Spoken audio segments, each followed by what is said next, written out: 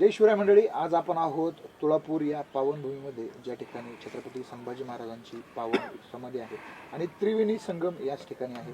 या ठिकाणी आपण यासाठी जमलेलो आहोत की जिल्हा परिषदेचं वारं आता जोरात घुमतंय आणि लोणीकंद पेरणे जिल्हा परिषद गटाचे राष्ट्रवादी पक्षाचे अधिकृत उमेदवार प्रदीप भाऊ कंद यांची या ठिकाणी एक आगळीवेगळी मुलाखत सर्व पत्रकारांना एकत्रित करून अतिशय निर्भीडपणे, प्रामाणिक, पारदर्शक अशी मुलाखत या ठिकाणी होणार आहे। तर या मुलाखतीसाठी सर्व पत्रकार या ठिकाणी उपलब्ध आहेत आणि भाऊ त्यांच्या प्रश्नांना कशा पद्धतीने उत्तर देतात हेच आपल्याला पाहायचंय। पाहूयात कशी होती ही एक वेगळी मुलाखत। नमस्कार। गेली 15 वर्षे या जिल्हा परिषद गटात हटके पद्धतीने विकासाचे राजकारण करणारे नेतृत्व अशी तुमची ओळख आहे आणि या निवडणुकीतही तुम्ही पहिलीच पत्रकारांशी संवाद जी काही मुलाखत आहे ती या श्री क्षेत्र तुळापूर येथे या ऐतिहासिक स्थळी घेत आहात, काय सांगाल? सर्वप्रथम तर तुम्हा सर्व पत्रकारांचं आजच्या मुलाखतीमध्ये मनापासून स्वागत करतो सगळ्यांचं। आज काही दिवसापूर्वी आपली चर्चा चालली होती की आपण भेटायचं, एकत्र चर्चा करायची। शेवटी लोकशाहीमध्ये निवडणुका जेव्हा येतात तेव्हा लोकशाहीचा एक जो चौथा स्तंभ आहे की जो पाया आहे म्हणजे तो पत्रकारिता आहे, त्या पत्रकारितेच्या लोकांशी संवाद साधून आपल्या मतदारसंघामध्ये आपण पुढची निवडणूक कशी लढणार आहोत, काय समस्या आहेत, काय प्रश्न आहे आणि माझ्यामध्ये काय संकल्पना आहेत, ह्यासाठी तुम्हा सर्वांची चर्चा करायची होती। आणि त्या चर्चेतून मला असं वाटलं की एक मुलाखत एकाला द्यायच्याऐवजी सगळ्यांनी मिळून एकत्र मुलाखत घेतली आणि चर्चासत्र होईल आणि मंथनही होईल आणि यातून चांगलं रिझल्ट आपल्याला मिळतील, काही अनेक शिकायला काय मिळू शकतं। म्हणून आपण सर्वांना एकत्र यायचा आपण निर्णय घेतला आणि आपण एकत्र आलो। बरं, यायचं कुठं, तर माझ्या मनात संकल्पना चर्चा चाललीच होती आपल्यांची की बाबा कुठं एकत्र यायचं, कुठं बसायचं। तर अनेक तुमच्यासारख्या सर्वांच्या जवळकऱ्यांशी चर्चा केल्यानंतर असं ठरलं की ऐतिहासिक जो श्री क्षेत्र तुळापूर आणि वढू या बलिदान भूमीमध्ये आम्ही राहतो, आम्ही भाग्यवान आहे की या परिसराला या इतिहासाची साक्षीदार आहे आणि इतिहास नोंदवलेला आहे। इथे माझ्या शंभू महाराजांचं शेवटचे दिवस इथं झालं आणि त्यांचा दुर्दैवी असं निधन इथं झालं, पण ही शूरवीर भूमी आहे, ही रक्ताने पावन झालेली भूमी आहे। ह्या भूमीमध्ये म्हणजेच तुळापूरमध्ये आणि समाधीच्या इथे जिथं आता एक ही समाधी, जुनी समाधी, आता नवी समाधी, मोठ्या स्मारक उभं राहत आहे। म्हणजे जुनी कात टाकून ती नवीन कात आता घेत आहे आणि हे स्मारक आता आंतरराष्ट्रीय दर्जाचं होणार आहे आणि त्या ठिकाणी आपण सर्वजण यावं असं माझी इच्छा होती म्हणून ह्या पत्रकार परिषदेला आपण सर्वजण आला। आता आपला प्रश्न काय होता? ह्या ऐतिहासिक बलिदान भूमीत ही पहिली मुलाखत देण्याचा तुमचा नेमका काय संदेश देण्याचा हेतू होता? नाही, ही भूमी आपली शंभू महाराजांची भूमी आहे आणि मी भाग्यवान आहे की ह्या मतदारसंघामध्ये मला उद्या प्रतिनिधित्व करायची संधी मिळणार आहे आणि मी ती संधी मागण्यासाठी लोकांच्या समोर आता जात आहे। तर याची सुरुवात इथूनच करावी अशी मला वाटली, म्हणून मी हे शौर्य हे आहे, हे धाडसाचं आहे भूमी, ही प्रेरणा भूमी आहे, ही ताकद देते, ऊर्जा देते, लढायचं कसं, संघर्ष करायचा कसा, स्वकीयांशी पण कसं लढायचं आणि परकीयांशी पण कसं लढायचं, हे शक्तीस्थळ आहे आणि ही शक्ती इथून कायम आल्यावर मिळते आणि म्हणून आज इथून सुरुवात आहे। हो, पुढचा प्रश्न तुम्हाला, लोणीकंद पेरणे जिल्हा परिषद गटाचं राजकारण हे नेहमी कंद या नावाभोवती फिरण्यात आले, या राजकीय वास्तव्याकडे तुम्ही कसं पाहता? ही गोष्ट नाकारता येणार नाही, ही त्याला किनार ही कंद किंवा लोणीकंद ग्रामस्थांची आहे। आम्हाला जसं कळतंय की लोणीकंद हे पुणे जिल्ह्यातल्या राजकीय पटलावरचं एक मोठं शक्तीस्थळ आहे आणि ह्या लोणीकंदमध्ये स्वर्गीय विद्याधर पंत कंद होते, ते आदरणीय शरदचंद्र पवार साहेबांच्या खास विश्वासू होते। आदरणीय पवार साहेब जरी नगर रोडने चालले तर पंतांचं काय चालले म्हणून असे आवाज देणार होते। पलीकडे विठ्ठलराव सातव होते, असे बरेच नगर रोडची जी काय पवार साहेबांची विश्वास होते त्यात एक पंत होते। पंत म्हणजे त्यांना आमचं गाव अण्णा म्हणायचं, त्यांनी अनेक वर्ष गावचं नेतृत्व केलं आणि जिल्हा पातळी खूप मोठं नाव होतं। त्यानंतर त्यांचे चिरंजीव या भागाचे नेते प्रदीपदादा कंद हे आमच्या गावचे आहेत, आमच्या कंद कुटुंबातले आहेत. त्यांनीही अनेक वर्ष त्यांच्या आईला संधी मिळाली, त्यांना संधी मिळाली, त्यांनी जिल्हा परिषदचं काम केलं. त्याच्या अगोदर दरम्यान काळामध्ये आमचे गावातीलच भूमकर परिवार आहे, त्यातले शंकरकाका भूमकरही जिल्हा परिषदेवर काम केलं. आणि मध्यंतच्या काळामध्ये अनेकांना संधी मिळाली, पण माझ्यासारखा कार्यकर्ताही या भागात अनेक वर्ष काम करतोय. मला आज जवळजवळ 18 वर्ष झाले मी लोणीकंदच्या ग्रामपंचायत सदस्य होऊन. 18 आणि ती जर ग्रामपंचायतची 5 वर्ष सोडली तर जवळजवळ 2012 नंतर ते आजपर्यंत 14 ते 15 वर्ष मी या भागामध्ये पद नाही आहे मला, पण पक्षाची पदं होती, पण मी सर्वांच्या चांद्यापासून बांध्यापर्यंत सुखदुःखात आहे. आणि मी लोणीकंदचा आहे आणि माझंही नाव प्रदीप कंद आहे. त्यामुळं शेवटी आम्हाला गाववाल्यांचा, गाव म्हणून किंवा आमच्या गावातल्या लोकांचा आदर्श आहे. गाव मागं उभं राहतं, गाव ताकद देतं. गावाने मला संधी दिलेली आहे मागं ग्रामपंचायतमध्ये. गावाने विश्वास माझ्याला दिलेला आहे की तू पुढे जा, काम कर. आणि म्हणून मी या जोरावर 15 वर्ष काम करतोय. आणि आता या 15 वर्षाच्या जोरावर काम पुढची निवडणूक मागणार आहे, मत मागणार आहे. आणि कंदभोवती फिरण्यापेक्षा आमच्या लोणीकंद हे गाव करांमुळं आम्ही कंद पुढं आहोत किंवा आम्हाला आशीर्वाद आहे. आणि आजपर्यंत आम्ही पदं मिळालेली आहेत आम्हाला. गावाने ठरवलं कंद असू, भूमकर असू किंवा भोंडवे असू किंवा इतर नावाचे लोक असू, ती गाव ठरवलं मोठं होतातच ना. भोवती राजकारण येतं. भाऊ, तुम्ही बोलताना आता शरदचंद्रजी पवार साहेबांचा आदरणीय असा उल्लेख केला. मग या अगोदर तुम्ही आदरणीय शरदचंद्रजी पवार साहेबांच्या राष्ट्रवादी काँग्रेस पक्षात होतात, तुतारी या चिन्हावर. मग तुम्ही अचानक राष्ट्रवादी अजितदादा पवार गटाच्या घड्याळ्या चिन्हासोबत जाण्याचा निर्णय का घेतला? जेव्हा 2 पक्ष झाले त्यावेळेस काळ संघर्षाचा होता.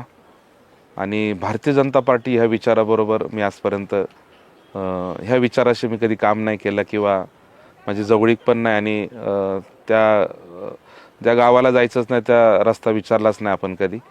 भारतीय जनता पार्टीसोबत आदरणीय अजितदादा पवारसाहेब मागच्या काळात गेल्यानंतर आपण दादांबरोबर नाही राहिलो आणि तो काळ संघर्ष होता. त्यामुळे मी आदरणीय कोल्हे साहेब असतील तेव्हा अखंड महाराष्ट्राने पवारसाहेबांना साथ दिली. तेव्हा पवारसाहेब जेव्हा जेव्हा आव्हान करतात आणि जेव्हा जेव्हा पवारसाहेब अडचणीत येतात, जेव्हा अस्मितेचा प्रश्न निर्माण होतो, तेव्हा महाराष्ट्र हा पवारसाहेबांच्या मागे उभा राहिलेला आहे. लोकसभेला आम्ही त्या भावनेतून उभा राहिलो. कोल्हे साहेब असतील, नंतरचे अशोक बाप्पू पवार असेल, ह्यांच्या मागे उभं राहिलो.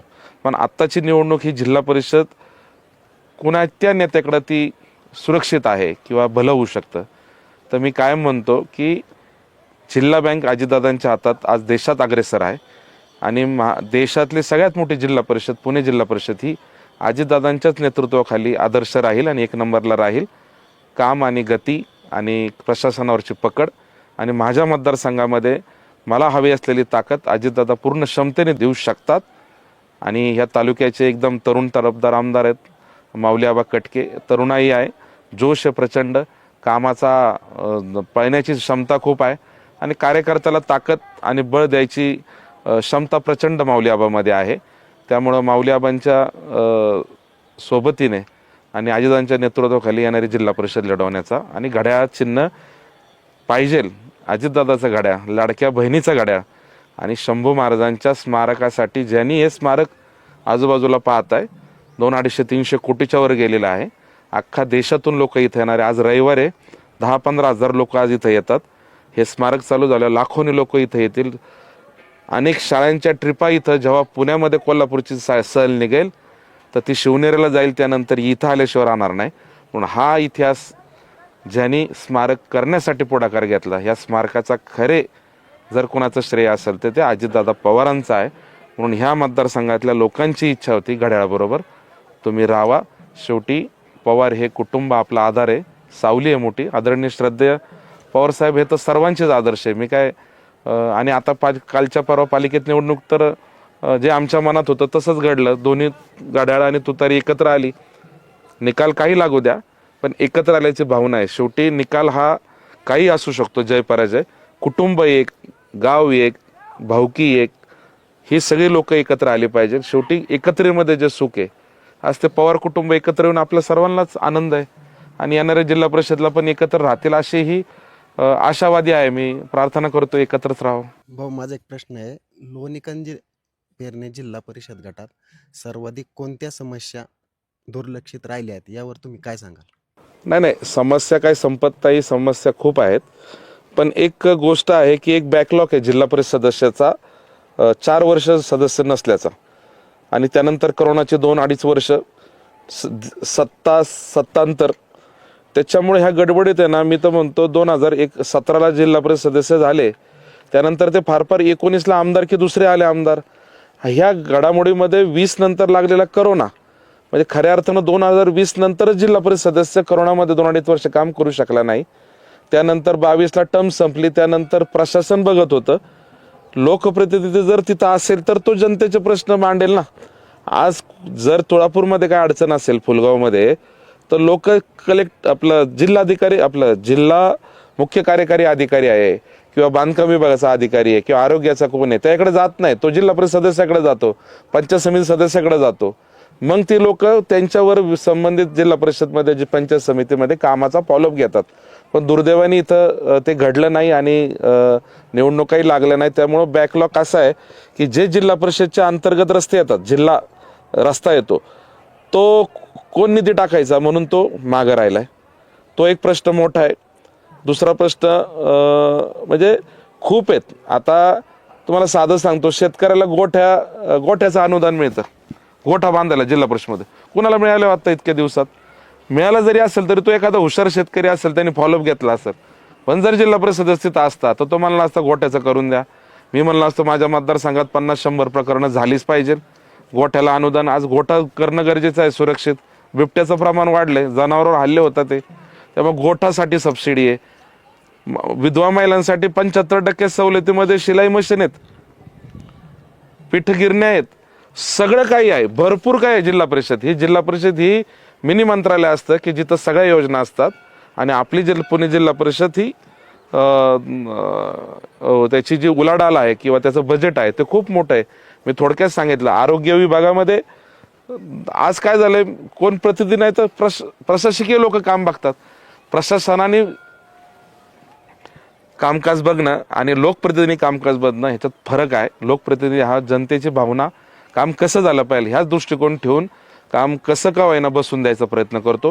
त्यामुळे बरेचसे प्रश्न आहे, रस्ता आहे, आरोग्य आहे. तर दुसरं एक सांगतो, विहिरी आहेत, विहिरीचं गाळ काढून दिलं जातं जिल्हा परिषदच्या सबसिडीतून.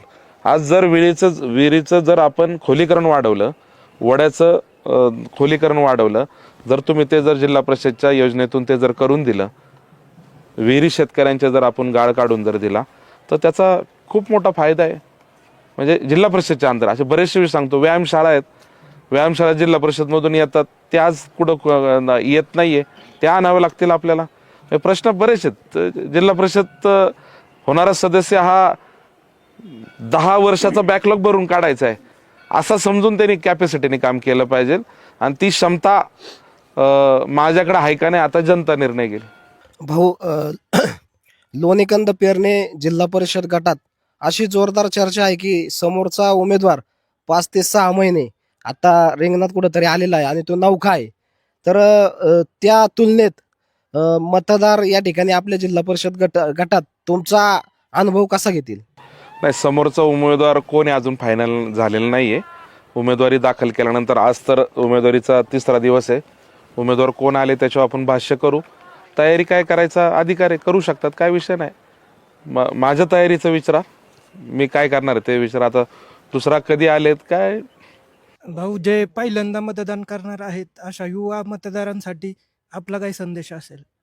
तुमचा पहिला मताचा अधिकार आहे. तुमच्या आता ही जिल्हा परिषद निवडणूक आहे, ह्याच्यात काय खूप काय राज्याला आणि देश लेवलच्या आश्वासनं देऊ शकत नाही, मी सांगूही शकत नाही. पण तुमच्या ॲडमिशन, युवा वर्गाच्या ॲडमिशनचे प्रॉब्लेम असतात. 18 झाले की तो समजा ग्रॅज्युएशन झालं की त्याला पोस्ट ग्रॅज्युएशनसाठी ॲडमिशनसाठी, तर थोडं माझ्या अनेक वर्षाच्या संघटनेच्या काम केल्याच्या अनुभवामुळं ॲडमिशनच्या संदर्भात मी चांगलं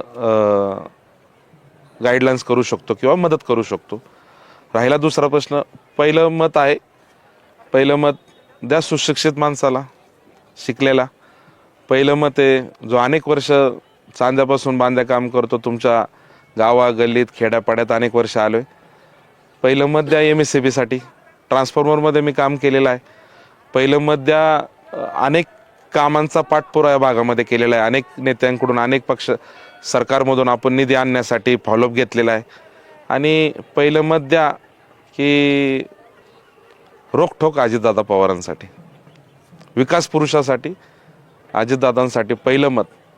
हे जो महाराष्ट्राचा पहाटे 6 वाजता कामाला लागणारा माणूस आहे, पहाटे 6, 6:15ला ते ऑन फील्डवर असतात.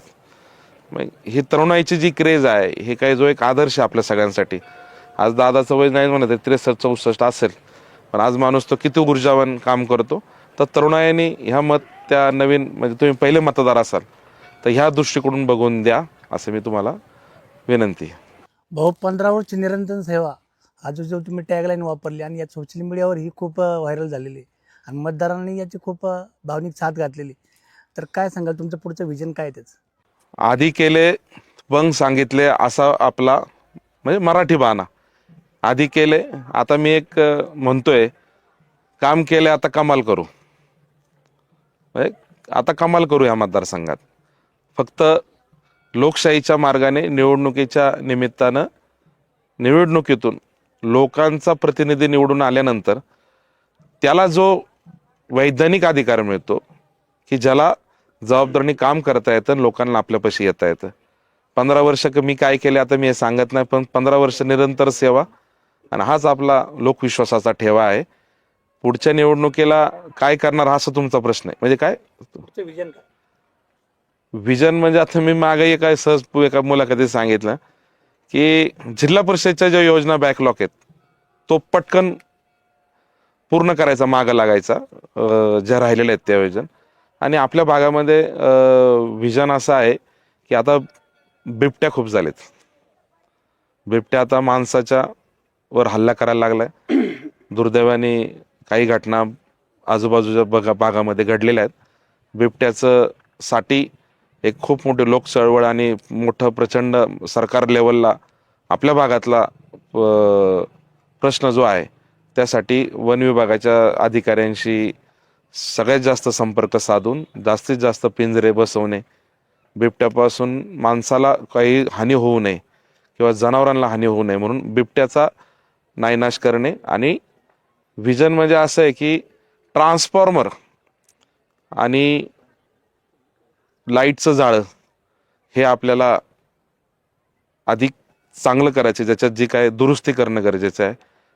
लाईटची पॉवर म्हणजे लाईट शेतकऱ्यांना आवश्यक असणारी लाईट आहे ना, ती लाईट जेवढा वेळ भारनियमन असेल, ज्यावेळेस लाईट उपलब्ध येतं ते पूर्णपणे जर 8-10 तास उपलब्ध असेल तर ती क्षमतेनेच उपलब्ध पाहिजे. त्याच्यातही 1-2 तास लाईट जाते, परत व्होल्टेज मिळत नाही, हे नाही. आपला भागच अख्खा शेतकरी भाग आहे. अख्खे लोक शेतकरी आहे आणि कोणतरी रोडला फाट्यावरून दुकान काम करतो, दुकान टाकतो, पोरगा दुकान टाकतो, मेडिकल टाकतो, कपड्याचं टाकतो, मोबाईलचं टाकतो, पान टपरी टाकतो, काहीतरी करतो, पण त्याचा आईबाप हा शेती करत असतो. आणि त्याचं जर तिथं जर त्याला वेळेत जर त्याला सुदैवाने भीमा आणि इंद्राणी काठ हवंच तरी 12 गाव आहेत आपली. पाण्याचा या प्रॉब्लेम नाही आहे, पाणी भरपूर आहे, लिफ्ट भरपूर आहे शेतकऱ्यांचं, सदन शेतकरी. पण त्याला तो पैसा शिल्लक राहावी याच्यासाठी त्याला ज्या वेळेवर गोष्टी मिळाल्या, म्हणजे लाईट वेळेवर मिळाली, त्याचा ऊस आमच्याकडं कारखाना बंद, यशवंत कारखाना, तोही प्रयत्न अजितदादांच्या माध्यमातून आज जवळजवळ करत आणलेला आहे. या भागाचे नेते सहकार्याच्या कुटुंबामध्ये सहकार रुजलेला आहे आणि अनेक वर्ष काम करतात. ते जगताप कुटुंबातील एक सुभाषप्पा जगताप चेअरमन आहेत. त्या कारखान्याच्या त्यांचाही प्रयत्न चालू आहे की कारखाना चालू व्हावा आणि आता बरंचसं उरकत आलेलं आहे. आता थोडं राहिलेत, काही अडथळे आहेत, ते निश्चित अजितदादांच्या माध्यमातून ते लवकर होईल. पण तोपर्यंत ऊसाचे प्रश्न होतात तयार. ऊसाच्या संदर्भातलं आपल्याला धोरण आहे की ऊस शेतकऱ्यांचा गेला पाहिजे. आपल्याला पुढचा प्रश्न असा आहे की लोणीकंद पेरणी जिल्हा परिषद गटातील नागरिकांनी आपल्याला का मतदान करावं, असं आपल्याकडं काय वेगळेपण आहे? विकासाचा दृष्टिकोन असेल, रोजगार असेल, किंवा या भागातील महत्त्वाचे प्रश्न आहेत, मग शेतकरी, कामगार आणि रोजगार आणि पर्यावरणाच्या प्रश्नासह आपण नेमकेपण असं वेगळेपण काय काम करणार आहात आणि लोकांनी तुम्हालाच का नेमकं मत द्यावं, ह्याबाबत आपण काय स्पष्टीकरण द्याल किंवा आपलं काय मत असेल? नाही, मला जर एखाद्याने सांगितलं लाईटचं काम, तर विद्युत विभागामध्ये मी काम करू शकतो. ते काम कोणते असू दे त्याचा निपटारा करू शकतो. ते माझ्याकडे अनुभव आहे. कृषी याच्यामध्ये मी आत्ताच सांगितलं की बाबा ऊसाचे प्रश्न असतील किंवा ह्या ठिकाणी आता धान्य जे सरकारकडून खतामध्ये जे भेसळ होतं त्याच्याकडे आपल्याकडे जे काय आउटलेट असतील शेतकऱ्यांचे काय दुकानदार ते भेसळयुक्त खत मिळालं नाही पाहिजे त्यासाठी खूप कंट्रोल करणं गरजेचं आहे. तुम्हाला जाणवत नाही पण खूप मोठी भेसळ आहे त्याच्यात आणि शेतकऱ्याला काय कळत नाही हो ते टाकून देतो आणि नंतर कळतं त्याचं नुकसान आणि मग ते आलेलं पीक हातात येत नाही. तुम्हाला त्या खतावर पण म्हणजे भेसळयुक्त काय खत किंवा काय मिळालं नाही पाहिजे त्यासाठी आहे. अजून म्हणजे मगाशीच मी सांगितलं की जिल्हा परिषद त्या सभागृहात जाऊन जिल्हा परिषदच्या ज्या सगळ्या योजना आहेत त्या योजना ह्या मतदारसंघातल्या ज्याला पाहिजे त्याला योजना मिळवून देणार आणि ते मिळून मी आणू शकतो. मला प्रत्येक विभागाचं अनुभव आहे, काम करण्याची माझ्या क्षमता आहे. तर या क्षमतेच्या जीवावर मी तुमचा कोणतेही प्रश्न असू द्या म्हणजे जिल्हा परिषद सदस्य हा राज्य सरकार त्यावेळेचा आमदार त्या ठिकाणचे खासदार पालकमंत्री मंत्री आणि ग्रामपंचायत आणि शेवटचा माणूस शेवटच्या घटकापर्यंतचा माणूस ह्यांचा एक मधला समन्वयाचा पूल असतो. तो पूल हे गरजवंत माणसाला ज्याच्याकडे काम आहे त्या लोकांना जोडणारा आणि काम देणारा मधलं जे आहे तो माणूस मी आहे. आणि मी असं लोकांना म्हणतो मी घड्याळाचा आहे, माझ्या मागे अजितदादा आहे, माऊली आबा आहेत, उद्या पवारसाहेबांचा पक्ष आल्यानंतर तो खूप मोठा मला आशीर्वाद आहे. त्याचे सगळे नेते आहेत, उद्धव बाळासाहेब ठाकरे येतील सोबत किंवा राजसाहेब येतील सोबत किंवा काँग्रेस येईल सोबत. पण हे सगळे सोबत येतील एक विचार कोणत्या विचाराचा उमेदवार आहे, आमच्या पक्षाचा उमेदवार आहे, आमच्या आघाडीचा उमेदवार आहे, आमच्या विकास आघाडीचा उमेदवार सांगतील. पण मी ह्या भागातील मायबाप जनतेला एवढंच सांगतो तुम्ही माझ्याकडे बघून मतदान करा आणि माझ्या विरोधात जर कोण उमेदवार असेल त्याच्यात आणि माझी तुलना करून माझी निवडणूक तुम्ही लढा. म्हणजे तो उमेदवार समजा XYZ कोणत्या गावातून आला कोणतरी लोकशाहीमध्ये उभं राहणारच आहे. तो उमेदवार आणि माझ्यामध्ये तुलना करा. तुम्हाला वाटलं असेल की समोरच्याकडून कामं होतील, समोरचा अवेलेबल होऊ शकतो, समोरचे प्रश्न निपटू शकतो, असे काही प्रश्न तो जर मिटवत असेल आम्ही बघा आमचं लोकशाहीमध्ये तुमचं लोकशाहीमध्ये मी मागेही सांगितलं मी अनेक वर्ष या भागामध्ये काम करतो. मी 2012ला पंचायत समिती लढली काँग्रेसमधून. तेव्हा पराभव झाला आणि वर्षभरात हिशोब द्यायचा तो डेली हिशोब द्यायचा तोही दिला नाही आणि वर्षात द्यायचा तोही क्लोज करायचा असतो तो केला नाही. आणि कधीतरी काही दिवसांनी कळालं आम्हाला पत्र आलं पेपरला बातमी आली की टिंब म्हणजे माझं नाव आलं, या भागातल्या काही मोठ्या नेत्याचं पण नाव आलं की तुम्हाला 6 वर्षाचं निलंबन केले. मग निलंबन केलंय तर मग आम्ही धावत गेलो हायकोर्टात गेलो तो स्टे नाही दिला, राहिला सुप्रीम. आता मला 2013ला कुठं सुप्रीमला जायचं, लग्न करायचं होतं. आता सगळं वेध लागले होते. आता लोक म्हणले 12ला बाबा तू चांगला उमेदवार आहे पण तू अजून काम कर. हेच डोक्यात ठेवून आज 14 वर्ष झाले मी या भागामध्ये 15 वर्ष काम करतोय. त्यावेळेस हिशोब न दिल्यामुळं 6 वर्ष बंदी आली, ती आली 18ला. 17ला तेव्हा तत्कालीन जिल्हा परिषद आमच्या लोणी ग्रामपंचायत निघून गेल्या आणि 18ला माझी मुदत म्हणजे मला अपात्र केलेलं वर्ष संपलं म्हणजे 18ला. 18 नंतर आज काल परवा लागलेली निवडणूक म्हणजे आपण 18 महिने 8 वर्ष झाले की निवडणुका जर लागल्या तर समाजात आपलं काम चांगलं आहे का, आपण करतोय ते बरोबर आहे का, आपण लोकांच्या सुखदुःखात जातो, बांधावर जातो, अडीअडचणी सोडवतो, वेळ आली तर खिशातले पैसे देऊन आपण वर्गाने देतो. अनेक गावगाड्यातल्या सार्वजनिक कामाला आजपर्यंत आपण पैसे दिलेत म्हणजे वर्गणी दिली स्वतःची. गणपती आली, दिवाळी आली, दसरा आला, यात्रा आला, बैलगाड्या आला, पालख्या प्रस्थान झालं, उद्या काही कसले सामाजिक विषय निघाले, जयंत्या आल्या की आपण आपल्या खिशातले पैसे पण खर्च करतो, योगदान देतो. सामाजिक चळवळीमध्ये सर्वांना सोबत घेऊन देणगी स्वरूपात कार्यक्रम राबवले जातात. त्यातच आपलं भाग घेणं काम आहे. आपण सामाजिक कार्यकर्ते पण हे सगळं करतोय आपण. मग आपण निवडणूक लढली पाहिजे ना. मग हे चंपूगिरी पॉलिश राजकारण नारळाचं राजकारण नाहीये. हे आपण एकदा आपलं नाणं बाजारात जाऊन वाजवायचं असतं खणखणीत की आपलं चाललेलं काम बरोबर आहे का, आपला सिक्का बरोबर आहे का. जर लोकांनी निवडून दिलं की समजायचं आपलं बरोबर चाललंय. लोकांनी जर सांगितलं बाबा नाही बाबा अजून तुला थांबावं लागेल, आपण थांबू, घरी बसू. मग आता मी काय जनतेला म्हणतो की दादा हो, आता मला आता राजकारण करायचंय, मला मोठं नाव करायचंय म्हणून मला पद नका देऊ. माझ्याकडे आज 2 रुपये पैसे आले म्हणून मी निवडणूक नाही लढत आहे. मी काही नव्हतं तेव्हापासून निवडणूक लढतोय आणि आजही काही नाहीये, पण जनतेच्या रेट्यामुळं, म्हणजे हीच तुळापूर भूमी आहे की इथंच दशक्रियाला मी आलो होतो आणि त्या दिवशीच प्रोग्राम लागला की वॉर्ड रचना डिक्लेअर झाल्या. इथली सगळ्या ग्रामस्थांनी चहा प्यायला वर नेलं. मला म्हणले आता भाऊ, आता काही कसली जागा निघा, आता निवडणूक लढा, एकदाच तुम्हाला आम्हाला मत द्यायचं आणि तुमचं आता हात जोडायचं तुम्हाला.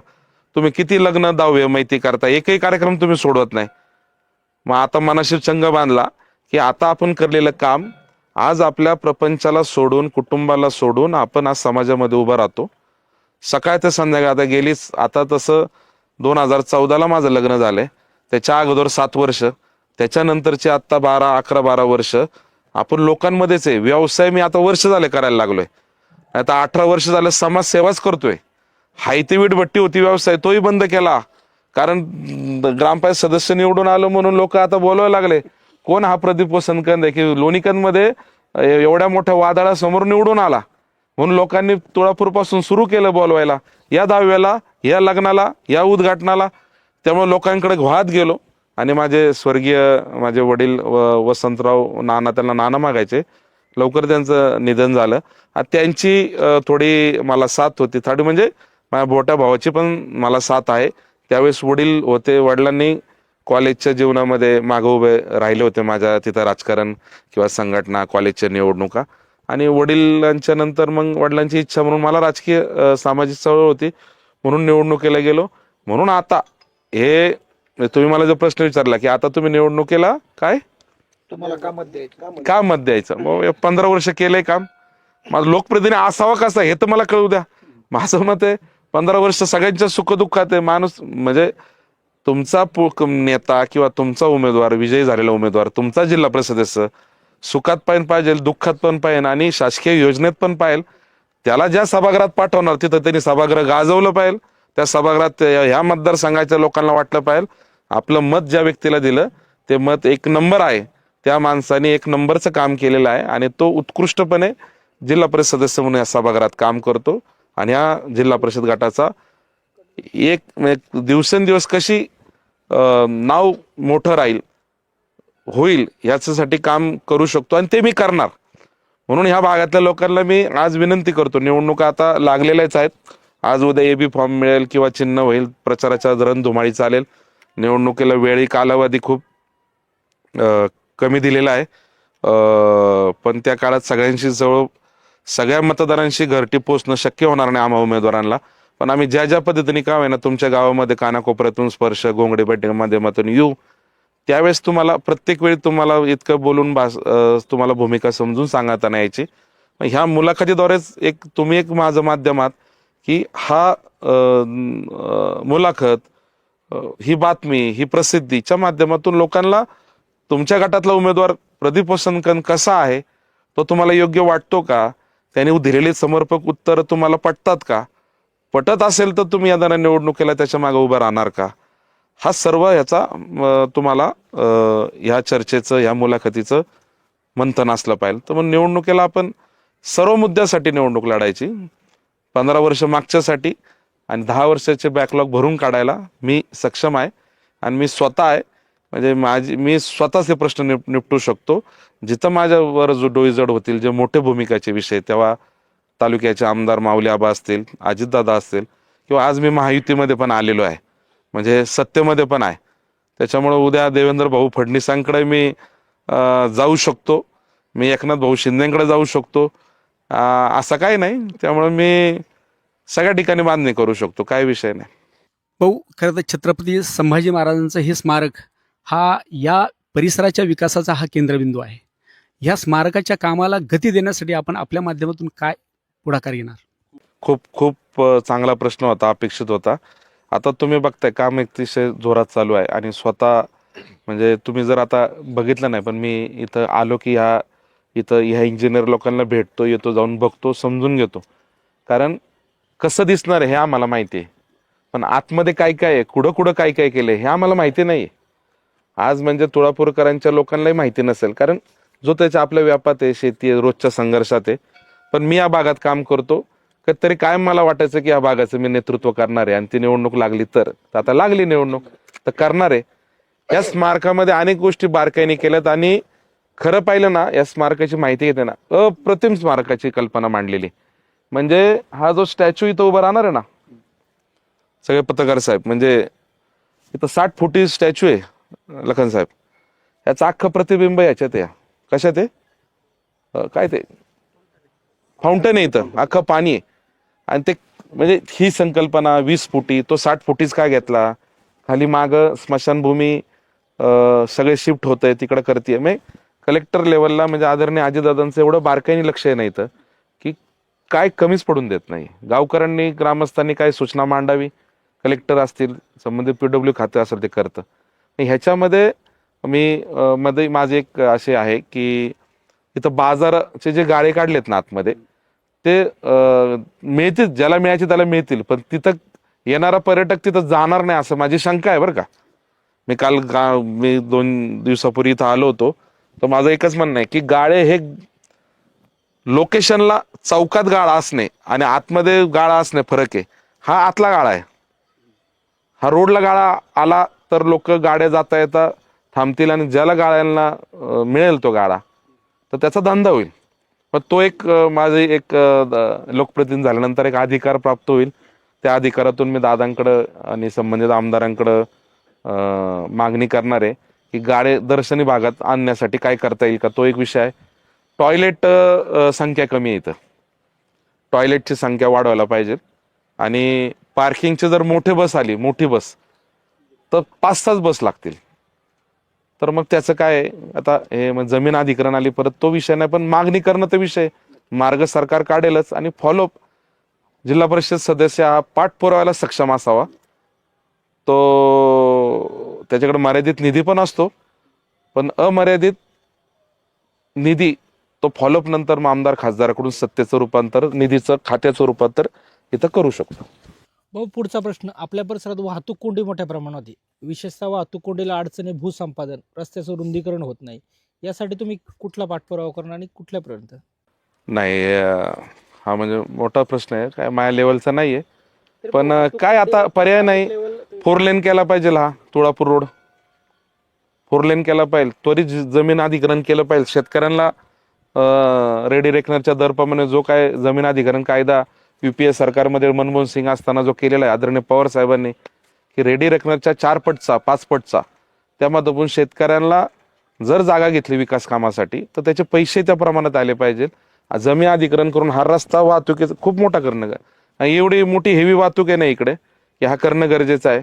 मधल्या काळात आपण तत्कालीन पालकमंत्री अजितदादा, दिलीप अण्णा मोहिते, अशोक बापू पवार यांच्याशी पाठपुरावा करून जवळजवळ 32 कोटीचा हा रोड तयार केला. 22 कोटीचा रोड आणि 11 कोटीचा मधला पूल, त्याचं उद्घाटनाचा सर्व फॉलोअप आणि कार्यक्रम आपणच आयोजित केला ह्याच तुळापूरमध्ये. हे करणं गरजेचं आहे. आणि नगर रोडचं वाहतूकच्या बद्दल तर नितीन गडकरी साहेब संसदेत बोलतात, आपण काय बोलणार आता? नाही, इथं जे स्थानिक शेतकरी आहेत हे आपल्याच भागातले आहेत. त्यांना भूसंपादनाचा मोबदला मिळत नाही, त्यामुळे ती जमीन देत नाही. महत्वाचं भूसंपादन आहे, याला अडचणी येत आहेत. तुम्हाला आता बघा, प्रशासनाने एकदा ठरवलं ना करायचं, तर शेतकऱ्यांना हे समजून सांगितल्यानंतर शेतकरी तयार होतात. शेतकऱ्यांना फक्त सांगणारा वर्ग किंवा समजून घेणारा अधिकारी असावा, काम होतं. भाऊ, बैलगाडा शर्यत आणि बैलगाडा संस्कृती हा शेतकऱ्यांचा जिव्हाळ्याचा प्रश्न आहे. आपल्या समोरचा उमेदवार हा बैलगाडा मालक, बैलगाडा प्रेमी आहे. तर भविष्यात तुम्ही किंवा या अगोदर बैलगाडासाठी आपली काय ठोस भूमिका आहे का?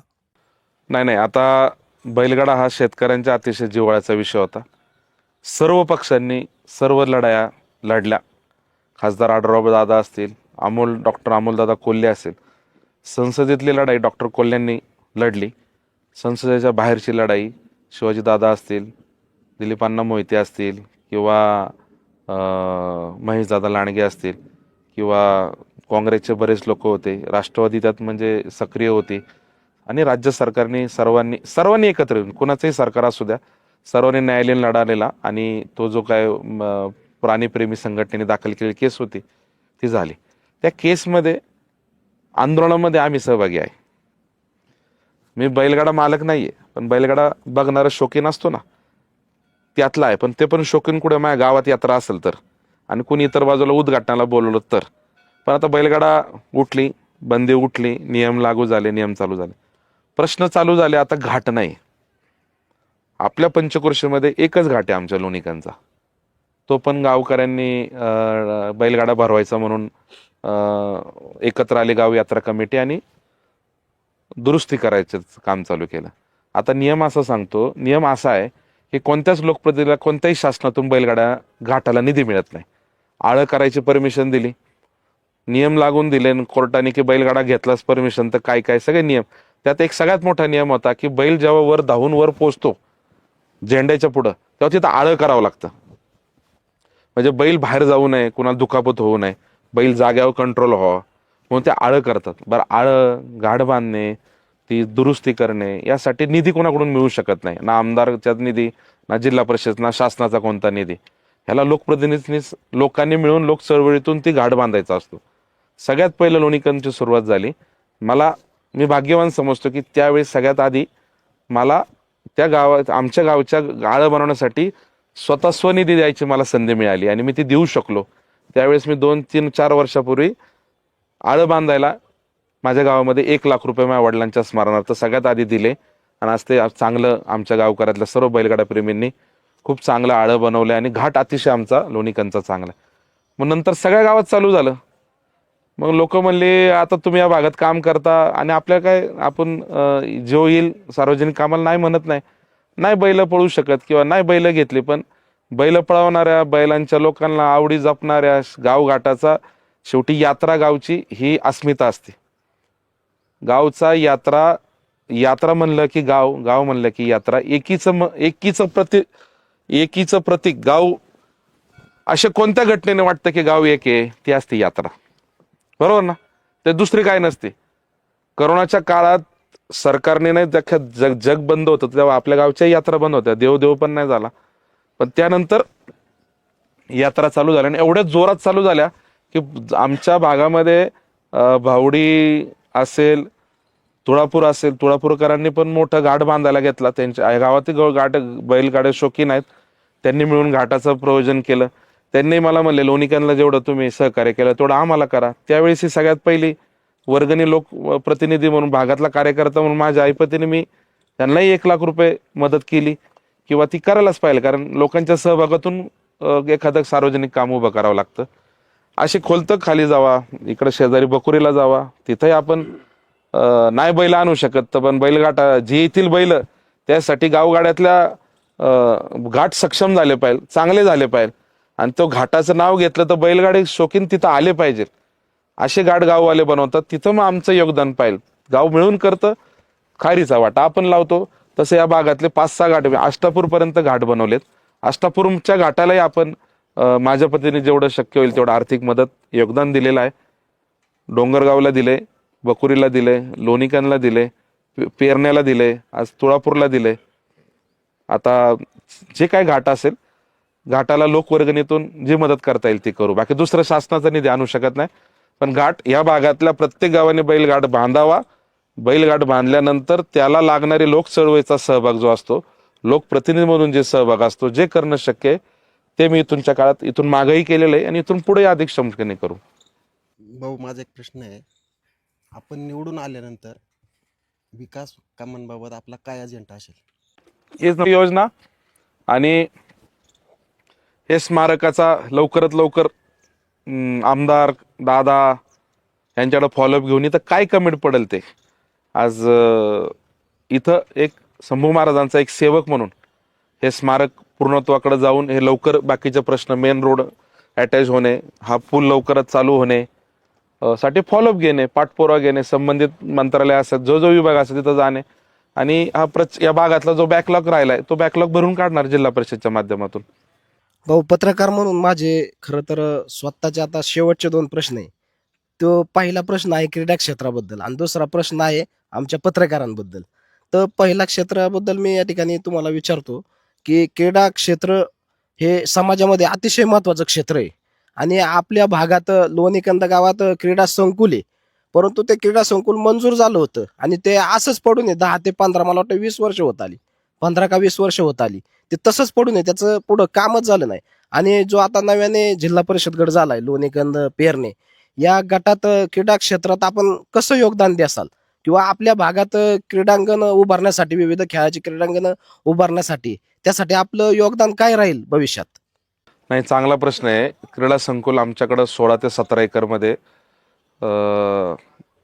मंजूर झालेलं आहे. ते कंपाऊंडचं काम झालेलं आहे, अर्धवट झालेलं आहे. त्याला थोडं ओढाताणामुळं ते काम थांबलेलं आहे. आणि मागही मी काही वर्षापूर्वी म्हणलो होतो, 5-7 वर्षापूर्वी, हे क्रीडा संकुल जो पूर्ण करेल त्याची आम्ही पेडातुला करू. बाबळे साहेब, म्हणजे समजा बाबूराव पाचरणे असतील, अशोक बापू असतील, किंवा कोणी खासदार असेल, कोणी आमदार असेल, किंवा गाव ज्यांच्या ताब्यात आहे त्या नेतृत्व असेल, हा क्रीडा संकुल चालू करणं, तुम्हाला एक सांगतो, ग्राउंडच नाही देणार कोणी. शेत वाढले ना एवढं, रेट एवढे वाढलेत ना, कोण देणार आहे कुणाचं गावाचं गायरान आणि जागा? मस्त संकल्पना बोलायला, तोंडाच्या वाफा करायला मला करता येतील, पण प्रत्यक्षात ते होणार नाही. एखाद्याचं ग्राउंड उभं करायचं असेल तर आता ही 12 गावं जी माझ्या मतदारसंघामध्ये येणार आहेत, आलेली आहेत, त्या जमिनीचे उच्चांक भाव आहेत. आता कुणाला म्हणून सांगावं की तुमची जागा द्या, बरं गायरान घ्या, काय नाही. पण आता लोणीकंदचं काय क्रीडा संकुल ना, ते 16-17 एकरचं काम, तेच चालू करण्यासाठी जरी मी करू शकलो तरी मला त्याचं खूप मोठं समाधान आहे. ते चालू करायचं. क्रिकेट स्पर्धा या भागातल्या लोकांना, क्रिकेटचं आपण सगळे क्रिकेट प्रेमी आहोत. काही वर्षापूर्वी आपण ह्या सैनिक हायस्कूलवर मोठी भव्य क्रिकेट स्पर्धा शिरवली मतदारसंघातली घेतली होती, मोठी स्पर्धा झाली होती. तर त्या स्पर्धा, क्रिकेटच्या स्पर्धा ह्या आज आयोजित नाही करत, पण बक्षीस देतोय आपण. आता किती वर्ष झालं प्रत्येक बक्षीस असतंच आपलं. गाव चॅम्पियन आलं की आपलं बक्षीस आहेच आहे, काय नाही. आणि एकदा मिळून घेतली होती एक स्पर्धा, पण मग नंतर काय आलं, स्पर्धा घेण्यापेक्षा बक्षीस देणंच ठीक आहे. स्पर्धा सोपी नाही. भाऊ, दुसरा प्रश्न असा आहे माझा स्वतःचा वैयक्तिक, आणि शेवटचा माझा प्रश्न आहे की आपण पत्रकार क्षेत्र पाहतो की याआधी तुम्ही पत्रकारांचे प्रश्न आणि समस्या सोडवण्यासाठी कायम पुढे आलेला आहात, परंतु आता एक खंत आहे की महाराष्ट्रात नाही, आपल्या शिरूर हवेलीत, आपल्या मतदारसंघात या ठिकाणी पत्रकार भवन नाही. तर आता सर्वात महत्वाचं, आपल्या गटात लोणीकंद पेरणे जिल्हा परिषद गटात पत्रकार भवन उभारण्यासाठी आपण कसा प्रयत्न करसाल, आणि पत्रकारांच्या विविध समस्या किंवा सेवा योजना, शासन दप्तरे आपण कसं त्या ठिकाणी म्हणणं मांडसाल? एक गोष्ट बरोबर आहे की पत्रकार ना विचार विनिमय करायला, जसं जुन्या जिल्हा परिषदमध्ये असेल किंवा नव्या जिल्हा परिषदच्या इमारतीमध्ये पत्रकार कक्ष आहे. पुण्यातले सर्व पत्रकार, आता मला आठवतंय जुनी जिल्हा परिषद जी असायची पंचायत समिती इथं, तेव्हा जिल्ह्यातले सगळे टॉप पत्रकार रोज संध्याकाळी नाही तर सोमवारी तिथं एकत्र असायचे. बरोबर साहेब? आणि तिथून जिल्हा परिषद जिल्हा चालायचा. जिल्हा, मी म्हणतो जिल्हा परिषद अध्यक्ष, सदस्य ह्या लोकांबरोबर पत्रकार आहे ना जिल्हा परिषद चालवतात. आणि पत्रकारांच्या पुण्यातली न्यूज पुण्यातली सोपी पोचवणं 4 बॅनरने, पण जिल्ह्यातील लोकांच्या जिल्हा परिषदने घेतलेले निर्णय, तिथं झालेली घडामोडी, तिथं झालेले निर्णय किंवा झालेले अडवणूक किंवा न्याय अन्याय, ही बातमी प्रसिद्ध तेव्हा जिल्हा परिषदच्या बिल्डिंगमध्ये जो जिल्हा परिषद कव्हरिंग करणारा पत्रकार असतो ना, तो जेव्हा त्याचं लिखाण चालू करतो तेव्हा जिल्हा परिषद चालती. हे मी पाहिलेलं आहे. म्हणजे मी ते लहान होतो, पण मी सुहास दगडे, आमचे सविताताई मावशी आमच्या जिल्हा परिषद अध्यक्ष होता, तेव्हा मी त्यांच्याबरोबर खाली जायचो जुन्या जिल्हा परिषदला. तेव्हा ते पत्रकार असे बघितले ना, तर आज योगेश कुटे सारखे सकाळचे पत्रकार आहेत, शामराव दोंडकर असतील आपले, किंवा पुस्तक प्रकाशन झालं त्यांचं लोहगावचे आपले, शामराव असतील, किंवा केसरीचे आपले काय नाव त्यांचं, भोईटे असतील. ही सगळी कंपनी तिथं सचिनदा भाऊ तिथं असायची ना. आज ती त्यांच्या लिखाणाला ती आज बसली की बघा ना काय चर्चा होते आणि काय मुद्दे येतात. पण हा पत्रकारांना तिथं आहे. हा आता आपल्या भागात राहिला प्रश्न. आता आपल्या जिल्हा परिषद गटात पत्रकारांसाठी भवन, तर माझं असं मत आहे की, म्हणजे माझा असं प्रयत्न आहे की, आज तुम्हाला एक सांगतो, आपल्याला एक विषय मला प्राधान्याने जिल्हा परिषद सदस्य झाल्यावर करायचा आहे की, करणार आहे म्हणजे झालं तर जनतेच्या आशीर्वादावर अवलंबून आहे, संधी दिल्यानंतर लोकांनी आशीर्वाद दिला होईलच मी. आता इंदिरा आवास योजनेचा प्रॉब्लेम आहे सध्या. घरटी आता इंदिरा आवास योजनाला सरकारचे, राज्य सरकारचे पैसे अवेलेबल आहेत, पण इंदिरा आवासमध्ये काय अट लागते, पैसे घर बांधायला देतो, घरची जागा तुम्हालाच घ्यावं लागते. म्हणजे जागा तुमची, घर सरकार बांधून देणार किंवा राज्य सरकार देणार. आता काय झालंय, राज्य सरकारची 2-3 लाखाची का 1,00,000-2 लाखाची मदत येते, तोडकी बुडकी मदत आहे, पण प्लॉट झालाय 15 लाखाचा, तो आणणार करून. म्हणून अनेक घर संकुल म्हणजे इंदिरा आवास योजनेतले घरांचे निधी पैसे वर्ग नाही झाले, कारण कोणी जागा देऊ शकत नाही. आपल्याला असं करावं लागेल किंवा हे आपण दादांकडे मागणी करणार आहे की गावगावचे जे गायरान जागा आहे त्याच्यात अर्धा किंवा 1 गुंठा का आहे ना, गायरान आहे ना शेवटी, ते जर ते नियोजित पद्धतीने जर तिचा विकास आराखडा तयार केला, त्याला रस्ते प्लॉट तयार करून केलं, म्हणजे गावचंच गायरान. ते आता कसं आपण जर समजा 2-3 एकर पोरांनी घेतलं आपल्या भागातल्या, प्लॉटिंग करतात, रस्ते टाकतात, ड्रेनेज टाकतात, लाईट उभी करतात, सगळं करतात, तर राज्य सरकारनेच सरकारचीच गायरान जागा ही एक नाना तोट्यावर इंदिरा आवास योजनेमध्ये बसणाऱ्या लोकांना रेडी रेकनरनुसार तुम्ही घ्यावं.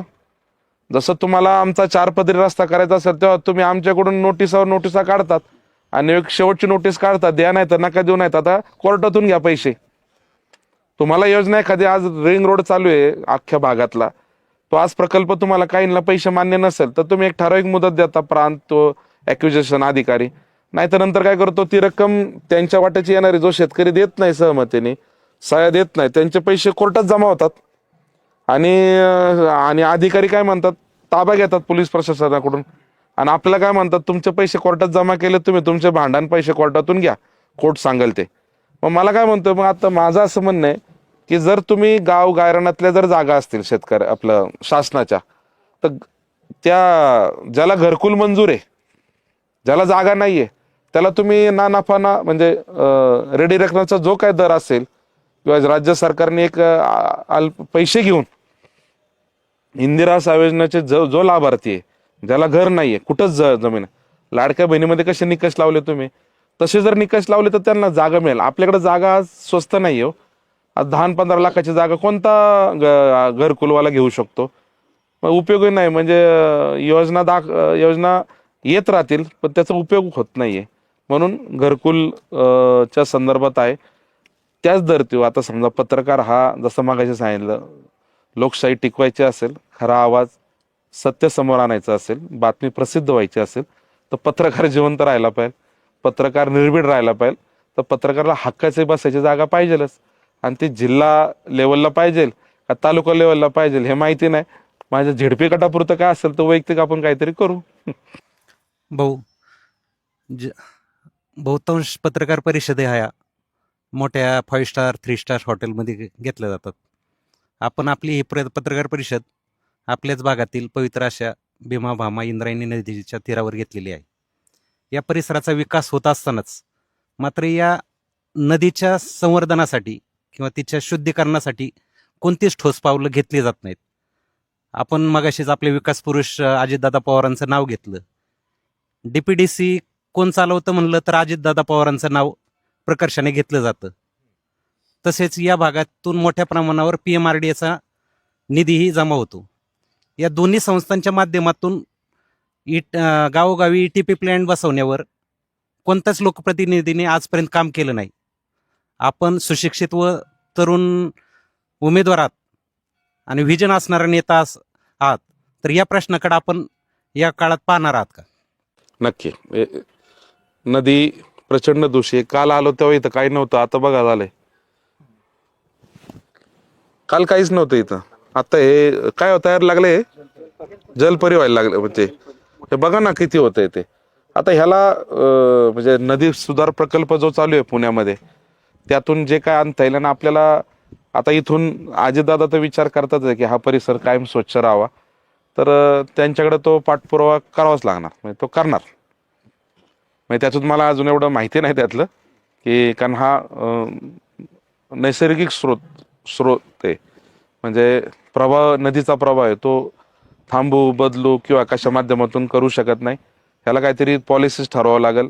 आणि शेवटी वरून किती वेळा सांगितलं, आता आमच्या नद्या खराब होतात, आमचं पाणी दूषित होतं, म्हणून महानगरपालिकेतून ह्या नदी ज्या गावातून जाते त्या गावातल्यांना एक ठराविक रक्कम पालिकेकडून पिंपरी चिंचवड आणि पुणे पालिकेकडून आपण निधी घेतो जिल्हा कलेक्टरांकडं, आणि तिथून आरो प्लॅन्ट बसवतो. त्याचा खर्च जे गावोगावी आरो प्लॅन्ट बसतात ना पाण्याचे, तो शासन जे बसवतो किंवा लोकप्रतिनिधी जो शिफारस करतो, तर त्याचा तो निधी हा तुमच्यामुळे झाले दूषित आमची नदी, तुम्ही घाण पाणी सोडता, तुम्ही फॅक्टरीचं पाणी सोडता, म्हणून आमच्या नद्या खराब झाल्यात.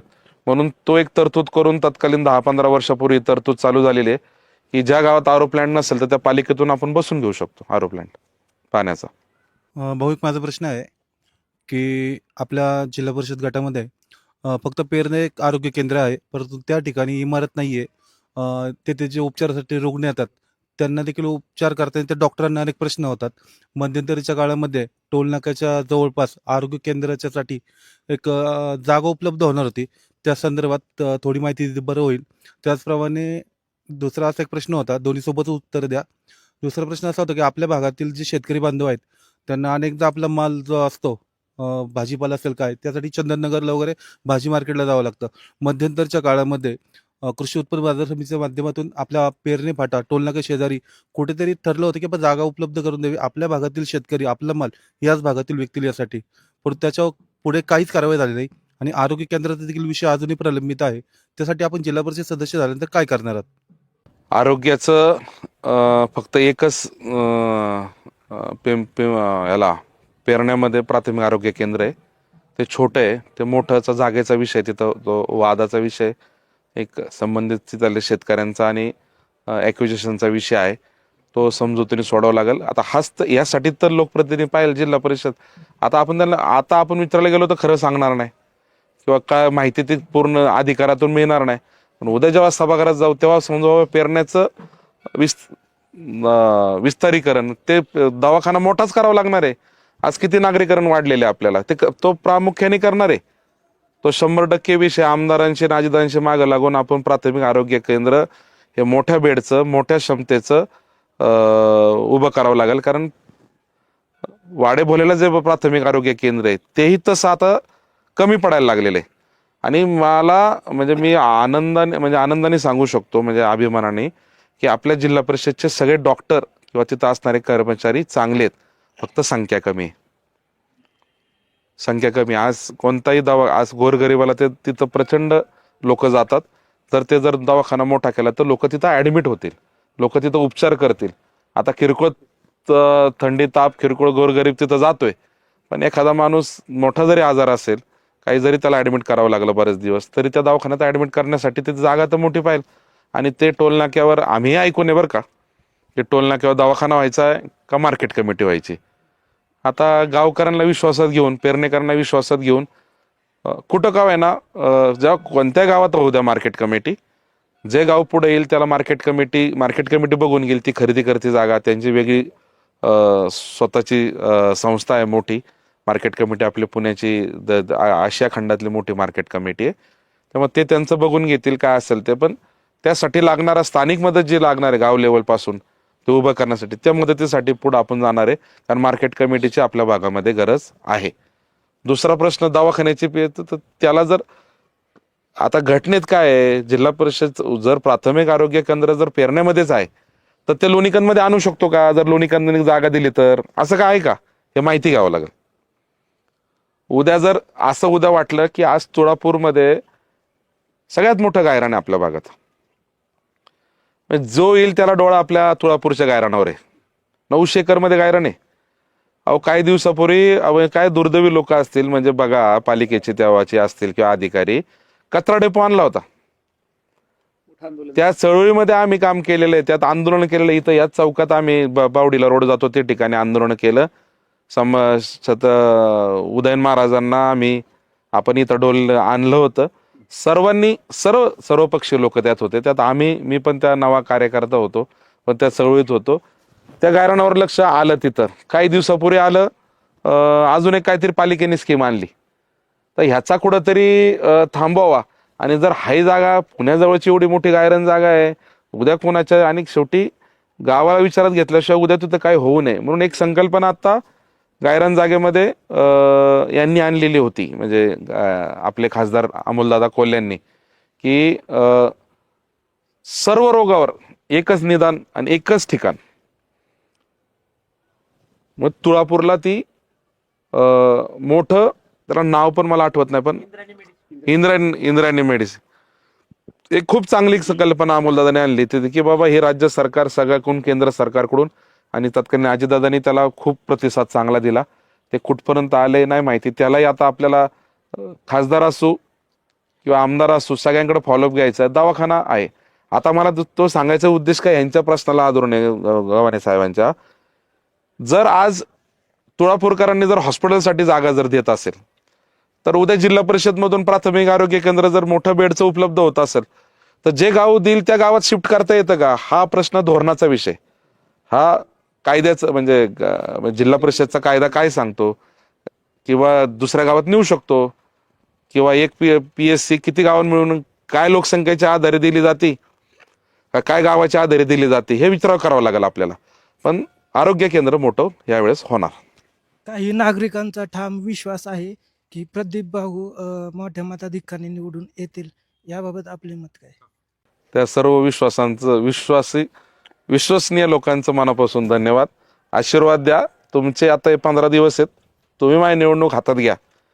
5 वर्ष तुम्हाला असं काम करेल की तालुक्यात, जिल्ह्यात, राज्यातला एक आदर्श जिल्हा परिषद सदस्य कसा असतो हे काम करण्यासाठी माझा मानस आहे. आदर्श व्हायला भाषणातून नाही, कृतीतून दाखवू, कामातून दाखवू, योजनेतून दाखवू. मिळालेल्या संधीचं सोनं कसं करू शकतो, जिल्हा परिषद आपण कशा पद्धतीने राबवू शकतो, लोकांच्या असलेल्या योजना ह्या कितीपर्यंत पोहोचल्यात, किती लोकांना दिले, याचं मी तर मार्गदर्शन एक सूची तयार करणार आहे गावगावात की ह्या योजना आहेत, तुम्ही पटापट. जसं आता आम्ही अयोध्या काशीला जायला लोकांच्या घरोघरी गेलोय, तसं उद्या शासकीय योजना पोहोचवायला पण लोकांच्या घरोघरी जाणार आहे. हा माझा कामाचा पुढचा वाटचाल आहे की मी आज लोकांच्या घरोघरी जाऊन मतं मागतोय. आज लोकांना अयोध्या काशीला म्हणतोय, चला, त्यांना बरोबर जाऊन आलो. अनेक कार्यक्रम आपण घेतले, तर त्या अनेक कार्यक्रमामध्ये हा आपण कार्यक्रम घेणार आहे की घरोघरी माणसं आपण पाठवणार. बाबा ह्या शासकीय योजना आहेत, तुम्ही ह्याच्यात बसताय का, तुम्हाला काय पाहिजे का, द्या भरून फॉर्म. हे करावं लागणार. आणि तेवढं आपण म्हणून ह्या अशा कृतीतून आपण आदर्श जिल्हा परिषद सदस्य होण्यासाठी प्रयत्न करणार आहे. रस्ता, पाणी आणि वीज या मुद्द्यावर वर्ष निवडणुका होत आहेत, पण इथली जी मूळ लोकसंख्या आहे ती शासनाला कधी कळत नाही. जिल्हा परिषदेकडे हा सर्वे असतो की इथली जर लोकसंख्या 20,000 आहे कागदोपत्री, प्रत्यक्षात ती 50-60,000 असती. त्यामुळे हा सगळा ताण इकडे येतोय. तर यासाठी वेगळा काही निकष करायचा प्रयत्न आहे का? काय आता केंद्र सरकार जनगणना करणार आहे. 2011च्या जनगणनेवर सगळं चाललंय. लोकसंख्या वाढत जाते, प्लॉटिंग वाढत चाललंय. त्याला आता तुम्हाला आज जिल्हा परिषद गट आपला तयार झालाय ना, लोकसंख्या 1.5 लाखावर आहे, मतदारसंख्या 38,000 आहेत. मतदारसंख्या आणि लोकसंख्याचा जो तफावत आहे हा एवढा आहे की 3 पट. म्हणजे आज 38,000 मतदार असेल तर 1,40,000 ते 1.5 लाख लोकसंख्या असेल. मग आता 1.5 लाखाच्या हिशोबाने शासन योजना करतं, तर कशावरून सिद्ध करायचं की 1.5 लाख आहे? कागदाव काय आहे? जनगणना झाली पाहिजे, जनगणना झालीच पाहिजे. तुम्ही आता जर सभागृहात गेला आणि जर 2011च्या निकषानुसार जर योजना राबवायला गेलो तर किती जणांमध्ये ती योजना वाटप होणार, निधी किती येणार, समाधान किती लोकांचं होणार? पण आता शेवटी काही गोष्टी सगळ्याच मला माहिती आशाबाई नाही, कळून घेऊन काम करण्याची क्षमता माझ्यामध्ये आहे. सभागृहात त्या विभागात गेल्यानंतर तिथं त्याचा लोकसंख्या आणि ॲक्च्युली मतदार आणि जिल्हा परिषद ठरवते ती जी योजना ही कशाच्या आधारे ठरवते, त्याला निकष काय, आरोग्याचा निकष काय, बाबा पेरण्यालाच का, मग तुळापुरात का नाही, फुलगावात का नाही, किंवा काय काय असं त्या स्तराच्या मोठ्या लेवलचं का नाही, हे माहिती घ्यावं लागेल आपल्याला. माझा आपल्याला प्रश्न आहे, काँग्रेस, राष्ट्रवादी काँग्रेस, त्याच्यानंतर मध्यंतरी विचारभिन्नता किंवा काही अडचणी किंवा पक्षाचे धोरण असतील, त्यानंतर तुतारी, घड्याळ, असा सगळा प्रवास करताना आपल्याला माननीय शरदचंद्रजी पवार साहेब असतील, बाळासाहेब थोरात असतील किंवा अजितदादा पवार, त्याचबरोबर मुख्यतः आपल्या भागातला जर प्रश्न घेतला तर माजी आमदार अशोक पवार आणि विद्यमान आमदार ज्ञानेश्वर उर्फ माऊली कटके यांची कार्यपद्धती, विकासाची धोरणं आणि आपण त्या बाबतीत त्यांचा घेतलेला आदर्श आणि सामान्य लोकांचा सोडवणारा प्रश्न हे आपण कसं त्या बाबतीत विचार करत आहात, किंवा आक्रमकतेने येणारी शिवसेना, महाविकास आघाडी, महायुती ह्या बाबतीत आपण कसं कार्यकर्त्यांना आणि विकास कामांना तसंच ध्येय धोरणांना पुढे घेऊन जाणार आहात? कॉलेजमध्ये असताना पुण्यामध्ये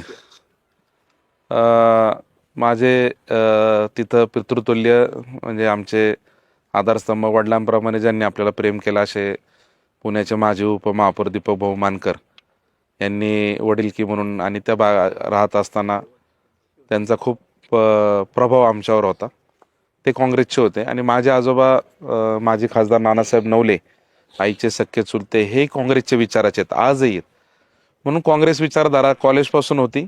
संघटना, कॉलेजचं UR इलेक्शन असेल, क्लासच्या निवडणुका असतील किंवा अनेक गॅदरिंग, अनेक ॲक्टिव्हिटीज आपण कॉलेजमध्ये केलेल्या आहेत. पण एक पक्ष कोणता तरी असतो तर तेव्हा तो काँग्रेस पक्ष तिथं पुण्यात रुजला आणि इकडं आल्यावर काय आलं की इकडं काय काँग्रेस नाही, इकडं राष्ट्रवादी आहे सगळी. पण तरी म्हणलं आता आहे तिथं मग काय असू, शेवटी छोटं का असू द्या, आपलं स्वतःचं अस्तित्व असलं पाहिजे. म्हणून काँग्रेस जिथं गर्दी आहे तिथं नाही आपण, जिथं कमी आहे तिथं आपण, जिथं संघर्ष आहे तिथं आपण. आज आपण काँग्रेसमध्ये कोण नाव निघालं तर या भागामध्ये माझं नाव निघायचं. आणि 2016 काँग्रेसमध्येच काम केलं, काँग्रेसच्या पक्षावर निवडणूक पण लढली. तेव्हा म्हणजे 2012 काँग्रेसवर लढणं म्हणजे लोक म्हणायचे राजकीय आत्महत्या आहे, तुम्ही स्वतःहून आत्महत्या करताय, काँग्रेसवर कुठं लढतात का. पण तेव्हा आपल्याला माहिती होतं की आपण समाजात काम करतो तर निवडणुका लढल्या पाहिजे, पक्षासाठी निवडणूक लढली पाहिजे. नंतर 16 पक्षामध्ये म्हणजे मी अमेरिकेला गेलो होतो निवडणुकीचा, तिथली राष्ट्रपती निवडणुकीचा अभ्यास दौरा करण्यासाठी. तर त्यावेळेस त्या दरम्यान तिथं 2 महिने गेले आणि त्यावेळेस बऱ्याचमध्ये काँग्रेसमध्ये नियुक्तीवरून असेल किंवा संघटना पातळीवर अनेक समज गैरसमज आपल्या सहकाऱ्यांचे झाले. आणि त्यानंतर मग सगळ्यांनी निर्णय घेतला की आपण आता काँग्रेसमध्ये काम करू शकत नाही. म्हणून मग तेव्हा कुठं जायचं तर आई रागवली तर मावशीपाशी जाऊ, विचार पुरोगामीच आहे. शेवटी शरद पवार साहेब काय असो, राष्ट्रवादी असो किंवा काँग्रेसचे असो, म्हणून राष्ट्रवादी अजितदादांकडे पाहून राष्ट्रवादी अजितदादाच्या कमखर नेतृत्वाखाली अजितदादांकडे आलो आणि प्रवेश झाला, काम केलं. आणि आजही पवारांच्याच कुटुंबामध्ये मी आहे, फक्त हॉलमध्ये राहायचो, आता खोलीमध्ये आलो राहायला. घरी एकच आहे. आजी माजी आमदारांच्या बाबतीत विकास कामांचे आणि त्याचा दृष्टिकोन? आजी म्हणजे 2 विद्यमान एकच आहेत, माझे 2-3 आहेत. त्यातले कोणते? अशोक पवार. त्यांचं काय? त्यांचा आणि यांचा काम करण्याचा दृष्टिकोन, तुमच्याशी असणारे निकटवर्तीय संबंध आणि त्यांच्या कामाचा धडाका, कामाची पद्धती आणि जनसामान्यांचा प्रश्न सोडवण्याची पद्धती, हे तुम्ही कसं आत्मसात करताय? म्हणजे नेतृत्वाकडून तुम्ही जे शिकताय ते सर्वसामान्यांचे प्रश्न सोडवण्यासाठी तुम्ही कसे करणार आहात? आणि दोघांपैकी जास्त भावलेलं कोण? नाही, भावलेलं म्हणता असं नाही. आपण काय कसं आपल्याला, मला मी NSYचा जिल्हाध्यक्ष होणार होतो. पूर्वीची संघटनेतल्या निवड असायची ना, तर काँग्रेसमध्ये विद्यार्थी युवक असो दिल्लीत ठरायचा, हायकमांड दिल्ली लॉबिंग. म्हणजे जिल्हाध्यक्ष विद्यार्थीचं पुण्याच्या होण्यासाठी मी दिल्लीला 2 वेळा गेलतो. का तर बाबा मी पुण्याचा जिल्हाध्यक्ष व्हावा. आणि इथले नेते काय म्हणायचे की इथले असं तसं झालं, तुझा ह्याचं कुकू लागलंय, त्याचं कुकू लागलंय. तेव्हा रोहित टिळक होते आपले. रोहित टिळकांचा मी जवळचा होतो, रोहितदादा टिळकांचा. आणि रोहितदादा गेले आणि दुसरी एक व्यक्ती महाराष्ट्राचे राज्याचे अध्यक्ष झाली. पण तेव्हा मला व्हायचं होतं, पण मला व्हायला अडचण होती की मी रोहित टिळकचा माणूस आहे. ते म्हणायचे तुझा कपाळाला कुकू रोहित टिळकांचे, ते तुला पुसावं लागेल. आता म्हणलं आता काम तेच होते, त्यांच्यावर काम केलं, आता कसं पुसायचं. कारण आपली प्रतिमा अशी तयार होती की हाय म्हणजे हायच, तिथं म्हणजे हाय. आपण निष्ठावंत, आपलं काम प्रामाणिक असलं की समाज म्हणतो हा निष्ठावंत आहे. आणि मी अशोक पवारांबरोबर काम केलं, अमोलदादांबरोबर काम केलं. अनेक स्थित्यंतरं झाली, अनेक लोक मधल्या घडामोडीमध्ये इकडे तिकडे गेली. मला तेव्हा कळत होते की संघर्षाचा काळ आहे, आता सोडलं तर नाव खराब होईल. म्हणून तेव्हा अशोक बापूंना सोडलं नाही, ना अमोल कोल्हेंना सोडलो. आज दोघांची निवडणुका झाली, आज माझी निवडणूक आहे. मला भागातील लोकांची वस्तुस्थिती, भागातल्या लोकांची, उद्या मी ज्या सभागृहात जाणार त्या सभागृहाचा किंवा माझ्या मागे नेता कोण आहे त्याचा विचार मला करावा लागणार आहे. म्हणून मी फक्त म्हणलो ना, घरामध्ये एकच घर आहे पवारांचं. मी मागही म्हणायचं, मी जेव्हा 2 पक्ष झाले तेव्हा मी स्टेटस दिलं होतं, आम्ही पवारांसोबतच. तर मला आणि जण विचारायचे कोणते पवार, मी म्हणायचो पवारांसोबत. आता तेव्हाही मी म्हणायचो शरद, अजित आणि अशोक. आता जर आताही तेच म्हणतोय पवारच. मी म्हणतोय अमोलच्या साथीने, माऊलीच्या आशीर्वादाने मी अजितदादांच्या, पवारांच्या सोबत, घड्याळासोबत. हे मी प्रवेशाच्या दिवशी माझं पोस्ट होती. कारण ज्याच्याबरोबर आपण मागे दिवस काढलेत, काम केलेत. आपण जेव्हा 7-8 वर्ष या भागात काम करत होतो तेव्हा तालुक्याचे आमदार अशोक बाप्पू पवार होते. त्यांचा एक विश्वास आपण संपादन केला होता. आपण पूर्णपणे वाहून आपल्या नेत्याला जायचं असतं. शेवटी कुणाच्या तरी चांगलं हो वाईट हो, पण कुणाच्या तरी एकाच मागं उभं राहायचं. भूमिका घ्यायनं महत्वाची, राजकारणामध्ये भूमिका असणं, स्पष्ट भूमिका असणं गरजेचं आहे. तुमची लाईन काय आला पाहिजे. हायला याचं काय कळत नाही राव, इकडं असतो तिकडं असतो, आज इकडे काल तिकडे उकडे.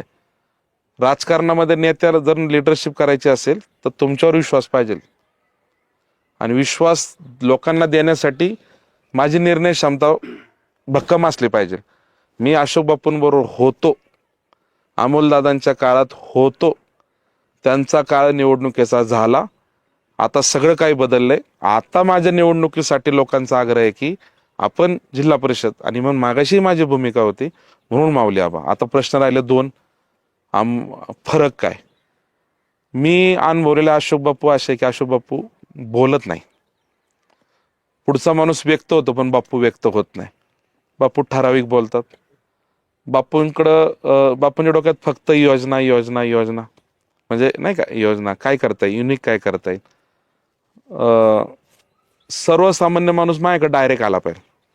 त्यासाठी जनता दरबार घेणे, बसणे, कलेक्टर ऑफिसला. सगळ्यात मोठा जर माणसं पब्लिक दिसले की समजायचं अशोक पवार कलेक्टर ऑफिसला आले. आणि ते त्यांची होते, ती त्यांची खासियत होती. ते काम आज तुम्ही बघा कुठं असू द्या, पण शेवटी निवडणुका फक्त विकास कामावर जिंकता येत नाही. त्याच्या पलीकडे बरेचसे फॉर्म्युला आता लोकांमध्ये आलेले आहेत. पण बाप्पू विकास कामासाठी विजनरी होता. आज खूप काही सांगू शकतो बापूंबद्दल. आता माऊल्याबद्दलचा प्रवास माझा 2 महिन्याचाच आहे. माऊल्यावर मी काम करताना पाहिलं, हे काय नाही, पटापट फटाफट निर्णय, तात्काळ क्षमता. काय खरं आहे, चल कुणाच्या गाडीत कोण बसतं म्हणून कधी कुणावर चिडला नाही. आणि निधीला मोठं राजकारण करायचं, आलं काम की दे पैसे, लय परवा काय तू विरोधात काम केले नाही केले घेणं देणं नाही. काम करायचं तुझं काम पाहिजे ना.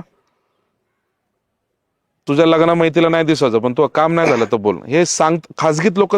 खाजगीत आम्ही एखाद्याला सांगतो नाही जमलं लग्नाला पण तू काम आडलं तर बोल, तुला काय अडचण आली तर बोल, नाही उभं राहिलं तर माऊली कटके नाव सांगणार नाही. अरे असे पण आमदार असावं लागतात ना. आणि असा एक आमदार येतो, त्या आमदाराने आज ठरवलं जिल्हा परिषदला प्रदीप वसंतकर फायनल. काय झालं तरी चालेल, जीवाचं रान करणार प्रदीप वसंतकर आणि खालचे 2 सीटं निवडून आणणार. आणि अजितदादांना जिल्हा परिषदला 3 सीटं देणार. कारण शेवटी मला तालुक्यातलं खालच्या माणसाचं काम करायचं असेल तर माझी सहकारी सक्षम असले पाहिजे, अनुभवी असले पाहिजे. आणि मला स्वतःहून विचार करणार आहे. म्हणजे मी काय त्यांचं कामही नाही केलं, माझ्या जवळचे पाहुणे होते. पण शेवटी आपल्याला नंतर कोणी किती मोठं होऊ द्या, पण निवडणुकीच्या काळात आपण एकदा भूमिका अशोक बापूंची घेतली तर सोडायची नव्हती, सोडलीही नाही. आणि त्या काळामध्ये माऊली आबांचं 1.25 वर्षाचं आमदारकी झाली. त्याही माणसाने कधी कुठं असं दाखवलं नाही किंवा आम्ही विरोधात गेलो.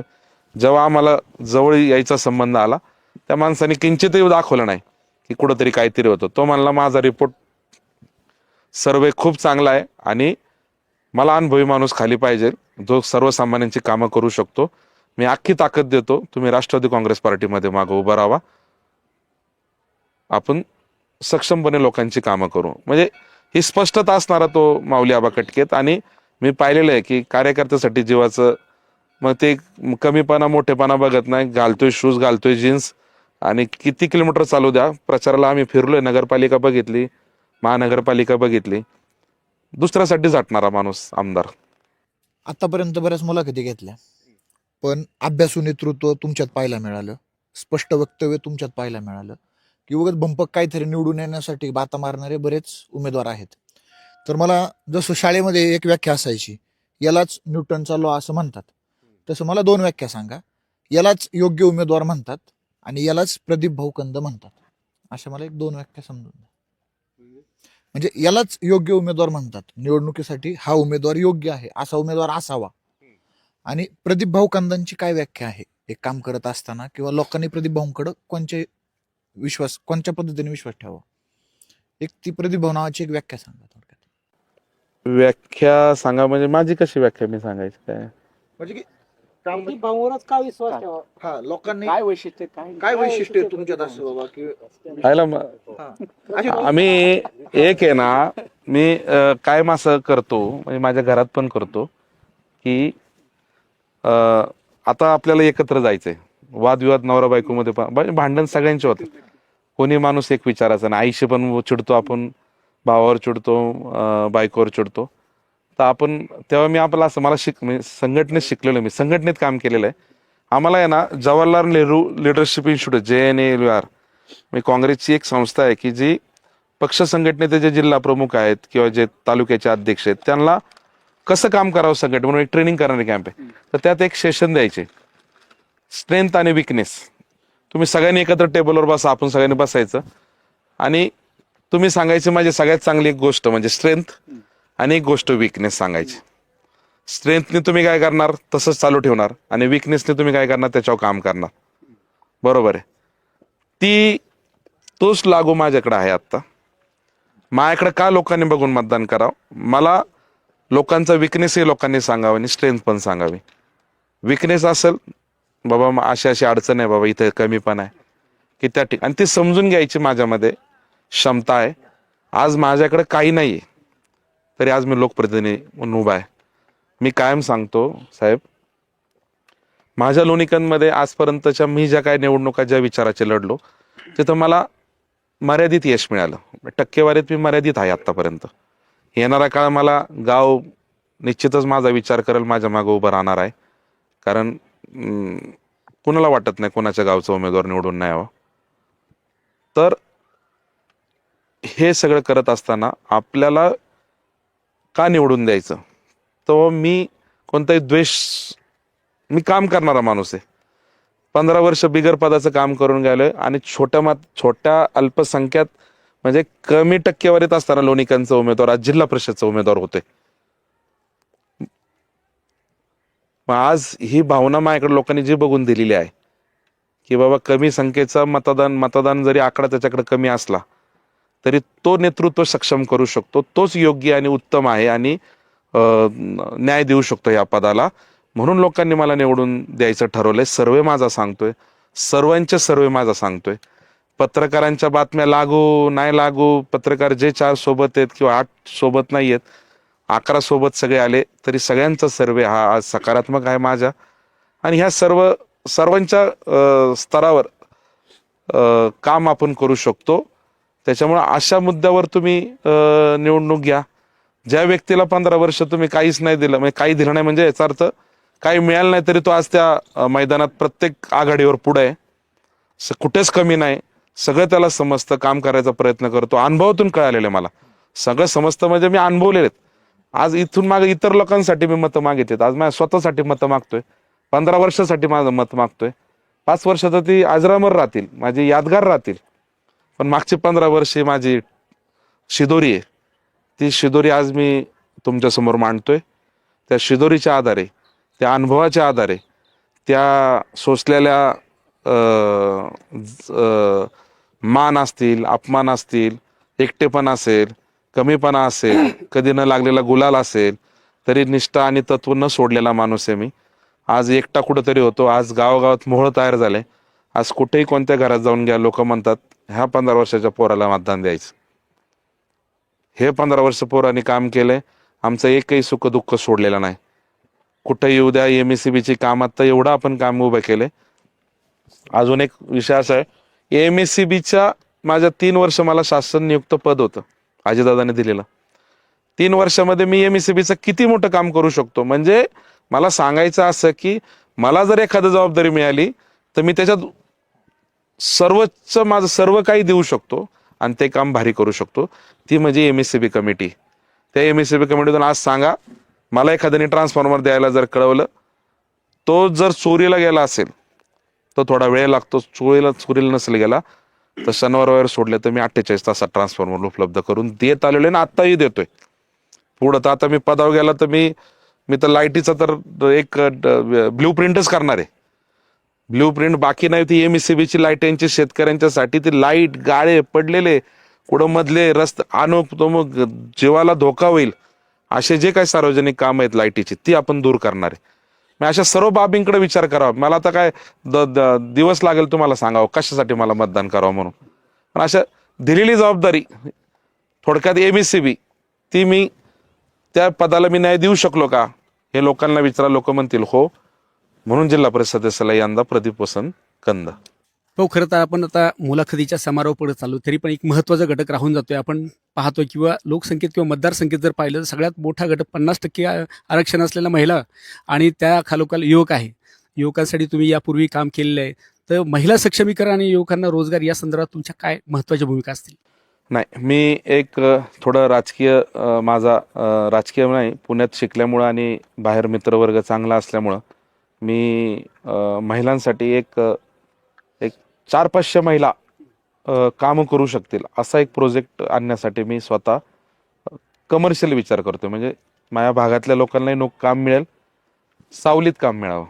आत्ता बायांना कामं आहेत, पैसे मिळतात, पण उन्हात आहे.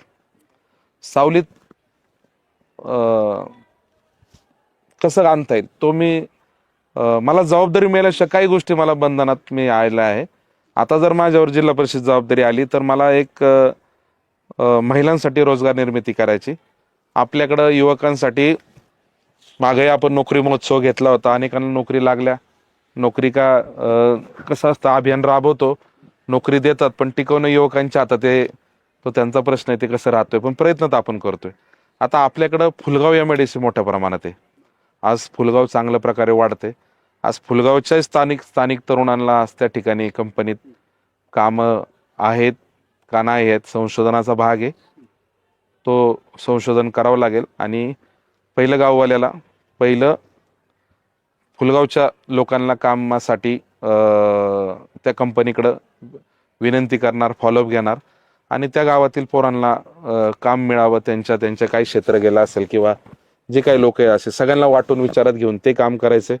आणि आपल्या भागातली जे काही शिकलेली मुलं आहेत, ज्यांना नोकरी आहेत, आणि इथं जे काही कंपन्या आहेत त्या कंपन्यामध्ये काय आपण जिल्हा परिषद झालं आपले शब्द ऐकतील, ते त्यांच्याकडं माझं नाव आहे त्यांच्याकडं की आहे कार्यकर्ता, काम करतो चांगला. कारण कोरोनाच्या काळामध्ये, कोविडच्या काळामध्ये अनेक कंपन्यांना आपण सांगितलं होतं, तर कंपनी CSR फंडातून खूप मोठं आपल्याला मदत केली होती. त्यामुळे त्या कंपनीच्या HR आणि प्रशासनचं HR लॉबी असेल, कंपनीची असेल, बोलण्याचा वागण्याचा फायदा आपल्याला होईल.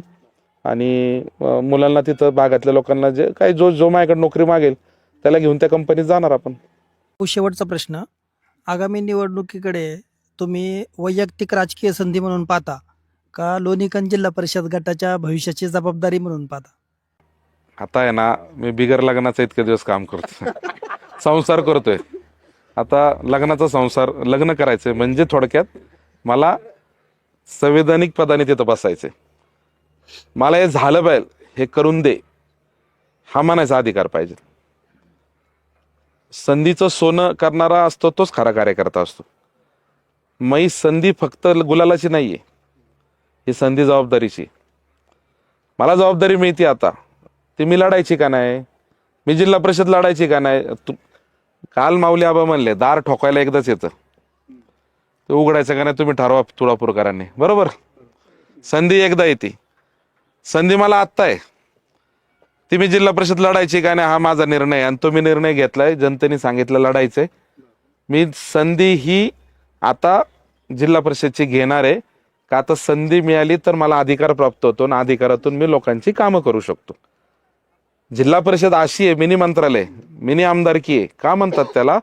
कारण त्या जिल्हा परिषद सदस्याला आमदार, पालकमंत्री, खासदार महत्व देतो.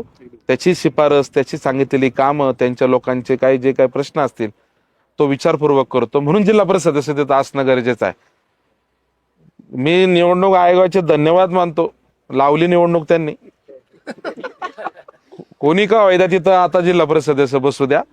तो आता मी म्हणतो, साहेब माझा एक मित्र आहे, माझे मोठे भाऊ काय म्हणतात की पोरं आहे ना हाकणारी नसावं, भले त्यांना आवरायला लागलं तरी चालेल, पण हाकायला नाही लागली पाहिजे.